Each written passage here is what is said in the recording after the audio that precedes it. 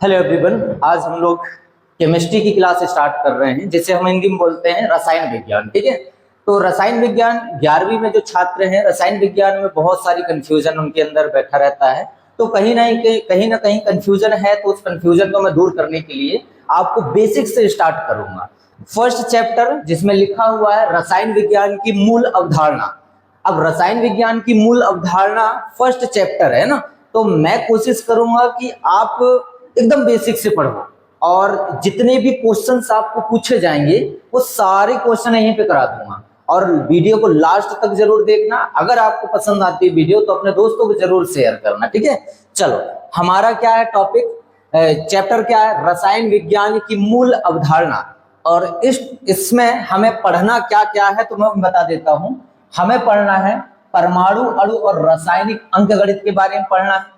परमाणविक और आणविक की तुल्यांक की द्रव्यमान। अगर मैं आपसे पूछता हूं परमाणविक का द्रव्यमान क्या होगा तो कहीं ना कहीं कंफ्यूजन होगा।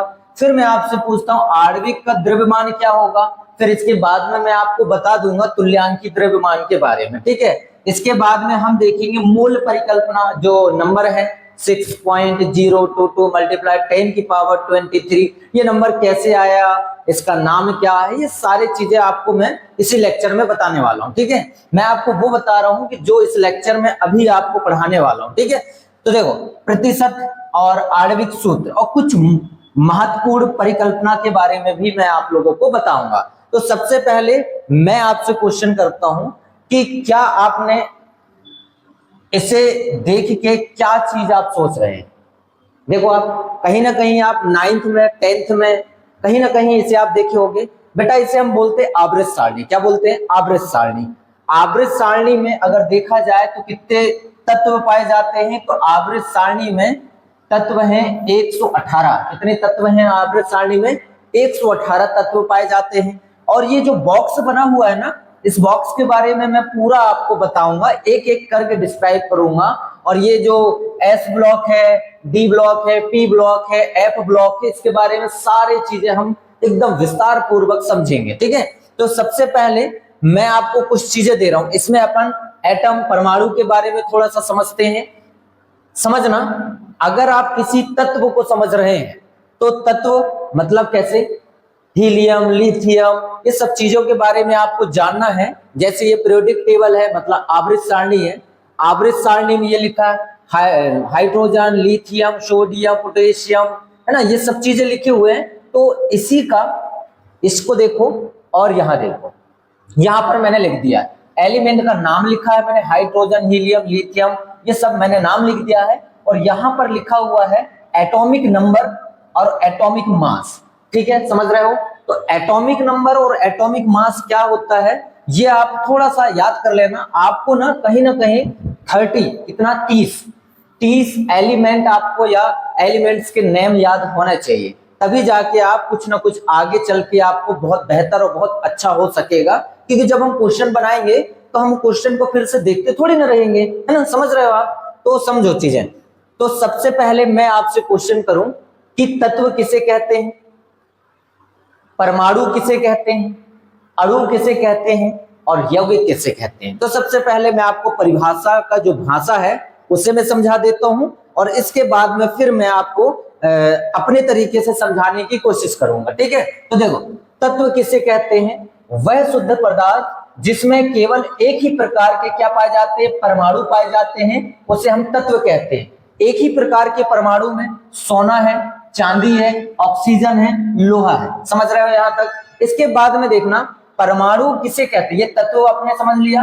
परमाणु किसे कहते हैं? किसी तत्व का, तत्व अभी जस्ट आपने समझा, किसी तत्व का सबसे छोटा कण जो उसके सभी रासायनिक गुणों को प्रदर्शित करता है, क्या कहलाता है बेटा? परमाणु कहलाता है। जैसे फॉर एग्जांपल हाइड्रोजन परमाणु है, ऑक्सीजन परमाणु है, सोडियम परमाणु है। समझ रहे हो आप इस चीज को? बहुत छोटा कण मिलेगा। अणु और यौगिक, अभी जस्ट मैं आपको चीजें समझा रहा हूं, समझो।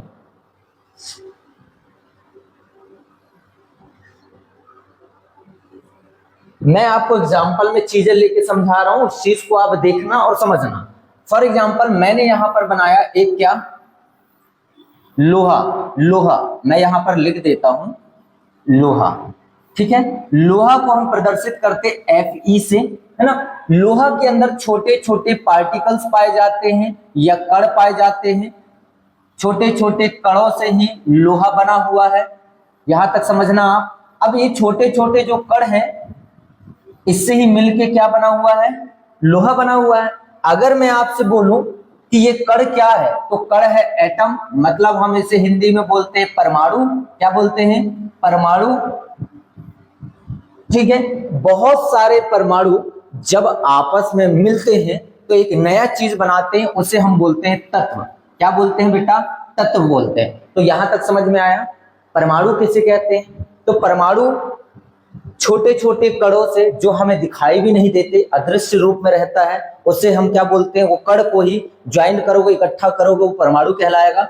बहुत सारे परमाणुओं को जब आपस में आप जोड़ोगे और जोड़ने के बाद में एक नया चीज तैयार होगा, उससे हम क्या बोलेंगे, तत्व बोलेंगे। और ध्यान रखना, ये जो परमाणु छोटे छोटे आप इकट्ठा कर रहे हो, ये शुद्ध अवस्था में देखने को मिलेंगे। कौन सी अवस्था में देखने को मिलेंगे, शुद्ध अवस्था में। ये सारे के सारे शुद्ध अवस्था में रहेंगे, इस बात को आप बिल्कुल भूलना मत, है ना। तो चलो समझते हैं। तत्व समझ में आ गया बेटा। मैंने आपको यहाँ पर क्या समझाया था, तत्व किसे कहते हैं, वह शुद्ध पदार्थ जिसमें केवल एक ही प्रकार के परमाणु पाए जाते हैं। और जस्ट मैंने आपको यहाँ पर क्या समझाया, यही समझाया। एक ही प्रकार के मतलब परमाणु जो है वो शुद्ध अवस्था में एक ही प्रकार के अपने को देखने को मिलेंगे। चलो यहां तक आप समझो तो समझना। अब इसके बाद में मैं आपको कुछ चीजें समझा रहा हूं, जैसे for example Fe plus Fe क्या है बेटा, लोहा है, और यहां पर मैंने ऑक्सीजन ले लिया। समझना, 1/2 भी लिख सकते हो। Fe जो है वो क्या है बेटा, यहां पर लोहा है, तत्व है, और ये भी क्या है, एक तत्व है या परमाणु है। तो जब दो तत्व आपस में मिलते हैं या दो एटम या परमाणु आपस में मिलते हैं, तो एक नया चीज बनाते हैं जिसे हम बोलते हैं FeO। अब ये FeO है क्या एक्चुअल में, तो ये है भाई साहब क्या, अणु। क्या है, अणु। तो अणु की परिभाषा क्या है, इधर देखो। अणु किसी तत्व या यौगिक, देखना ध्यान से, किसी तत्व या यौगिक का वह छोटा कण जो स्वतंत्र रूप से अस्तित्व पर रख सकता है और सभी रासायनिक गुणों को प्रदर्शित कर सकता है, अणु कहलाता है। तो मैंने क्या बोला, ऑक्सीजन, हाइड्रोजन, ऑक्सीजन, जल, क्लोरीन, अणु, ये सब के सब है ना।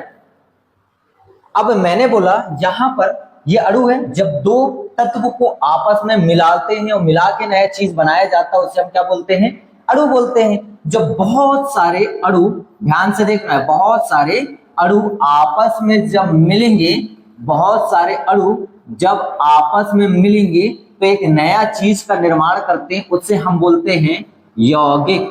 क्या बोलते हैं बेटा, यौगिक बोलते हैं। यहां तक आपको समझ में आ गया, कोई चीज कहीं दिक्कत तो नहीं हो रही है, ठीक है। तो सबसे पहली चीज हमने वो देखा तत्व के बारे में कि तत्व क्या होता है। इसके बाद में हमने देखा परमाणु के बारे में कि परमाणु क्या होता है, और इसके बाद में हमने देखा यौगिक के बारे में, यौगिक क्या होता है, और इसके बाद हमने देखा क्या, किसके बारे में बेटा, यहाँ अणु के बारे में कि अणु क्या होता है। यहां तक चीजें आपको क्लियर हुई, समझ में आया, सब चीजें क्लियर हो चुकी यहाँ पर, है ना। चलो ये बेसिक था, जो कहीं ना कहीं आप डेफिनेशन या परिभाषा यहां से आप स्क्रीनशॉट लेके आप उतार सकते हो। आप स्क्रीनशॉट ले लो तो ये चीजें कहीं ना कहीं आपके दिमाग में बैठ जाएंगे, ठीक है। तो चलो मेन मुद्दे पे आते हैं कि एक्चुअल में चल क्या रहा है।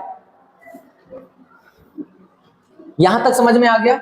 अब बेटा बार बार हमारे पास अणु की बात हो रही, किसकी बात हो रही, अणु, ये छोटे छोटे पार्टिकल्स या छोटे छोटे कण, इसकी बात हो रही है। तो हम क्या बोल सकते हैं यहाँ पर कि परमाणु, हमारा क्वेश्चन ही क्या होगा कि परमाणु हम किसे बोलते हैं, ये क्वेश्चन होगा हमारे पास, परमाणु। तो सबसे पहले दिमाग में आप सेट करके रखो परमाणु के बारे में।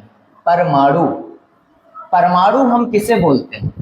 तो परमाणु अगर हम डायग्राम रूप से समझने की कोशिश करते हैं तो आप देखो, परमाणु कुछ इस प्रकार से बना मिलेगा बेटा अपने को, कुछ इस प्रकार से दिखाई देगा हमें, समझ रहे हो आप, है ना। कुछ इस प्रकार से आप सर्कल देखे होंगे।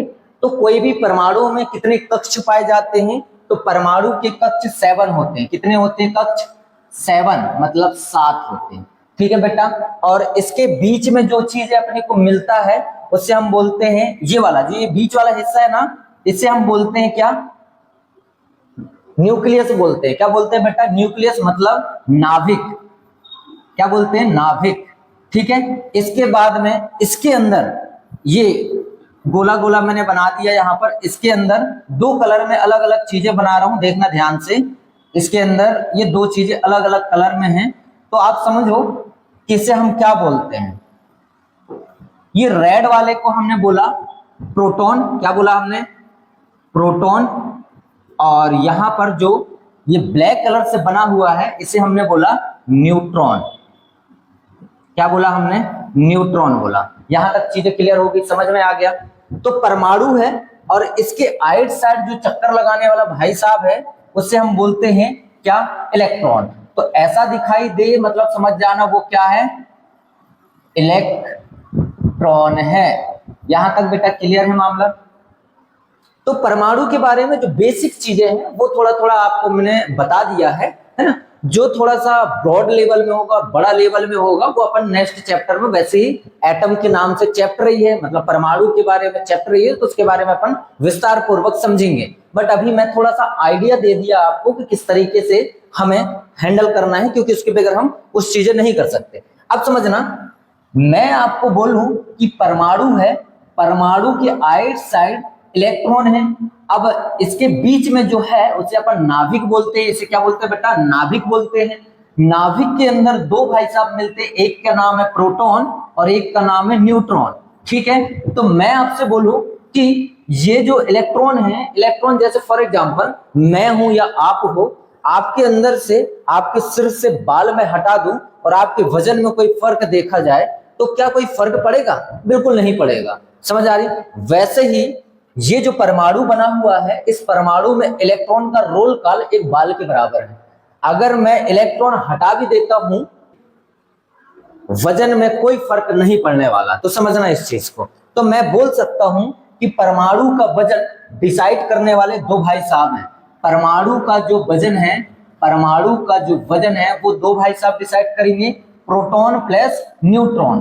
तो मैं बोल सकता हूं परमाणु कैसे निकालें, तो परमाणु का जो भार निकालना होगा उसे हम प्रोटॉन प्लस न्यूट्रॉन कर दूंगा तो परमाणु का भार निकल जाएगा। समझ में आ गया यहां तक, हाँ या ना। अगर मैं आपसे क्वेश्चन कर रहा हूं, ध्यान से समझना, क्वेश्चन है,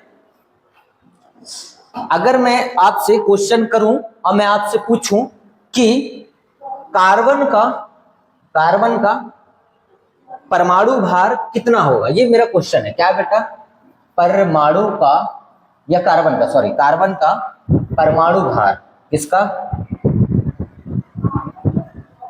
कार्बन का परमाणु भार कितना है। तो भार आई थिंक मेरे हिसाब से 12 ग्राम है। क्या सच में ये परमाणु का, एक परमाणु का भार है क्या, नहीं है ना। तो बहुत सारे परमाणु आपस में जुड़े होंगे तब जाके 12 ग्राम हुआ होगा। बहुत सारे परमाणु जब आपस में जुड़े होंगे तब जाके 12 ग्राम होगा। तो समझना इस चीज को, कितने सारे परमाणु। तो परमाणु है 6.022 मल्टीप्लाई 10 की पावर 23। इतने परमाणु आपस में जुड़े हैं तब जाके, इतने परमाणु आपस में जुड़े हैं तब जाके ये कार्बन का भार कितना ग्राम हुआ है बेटा, कार्बन का भार 12 ग्राम हुआ है। समझना। और इस नंबर को एक नाम से जाना जाता है, वनमोल। इस वनमोल भी बोल सकते हैं इसे, और इसका एक नाम भी है जिसे हम बोलते हैं एवोगैड्रो। ये नाम से भी इसे हम जानते हैं। तो यहां तक क्लियर हो गया, ठीक है। तो कल हम कोशिश करेंगे इसके आगे की क्लासेस आपको प्रोवाइड करा सके। तो आज के लिए इतना ही, कल मिलते हैं एक नए वीडियो के साथ। आज के लिए बहुत बहुत धन्यवाद।